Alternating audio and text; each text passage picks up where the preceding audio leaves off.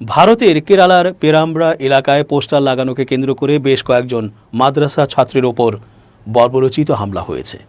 একই সাথে ওই ছাত্রদের একটি বাড়িতে আটকে রেখে তাদের ধর্মীয় এবং আন্তর্জাতিক রাজনৈতিক ইস্যু নিয়ে জেরা করার পাশাপাশি শারীরিক নিগ্রহ করা হয়েছে বলে অভিযোগ উঠেছে। ভারতীয় একটি সংবাদ মাধ্যম জানায়, গুরুতর আহত অবস্থায় বেশ কয়েকজন ছাত্র বর্তমানে রাজ্যের কোঝিকোড় মেডিকেল কলেজ হাসপাতালে চিকিৎসাধীন রয়েছেন।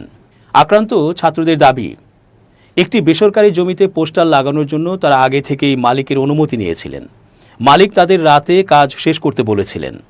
সেই মতো তারা রাতেই সেখানে পৌঁছালে পরিস্থিতি হঠাৎ উত্তপ্ত হয়ে ওঠে। ছাত্রদের অভিযোগ, তাদের জোর করে একটি বাড়িতে ঢুকিয়ে দেওয়া হয়। পানি দেওয়ার কথা বলে তাদের বসিয়ে রেখে ইসরায়েল, ইরান, আফগানিস্তান এবং সিরিয়া সংক্রান্ত আন্তর্জাতিক যুদ্ধ ও ধর্মীয় বিষয়ে জেরা করা হয়।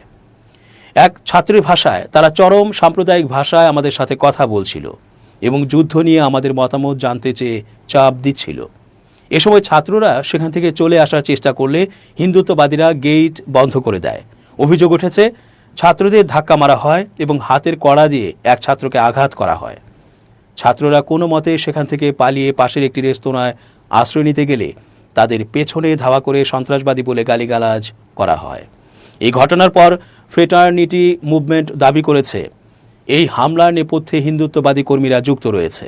আহত ছাত্রদের প্রথমে পেরাম্ব্রা তালুক হাসপাতালে নিয়ে যাওয়া হলেও পরে অবস্থার অবনতি হওয়ায় তাদের কোঝিকোড় মেডিকেল কলেজে স্থানান্তরিত করা হয়েছে। তারা এই ঘটনার বিচার চেয়ে শিশু অধিকার সুরক্ষা কমিশন এবং অন্যান্য উচ্চতর মহলে পিটিশন দাখিল করবেন।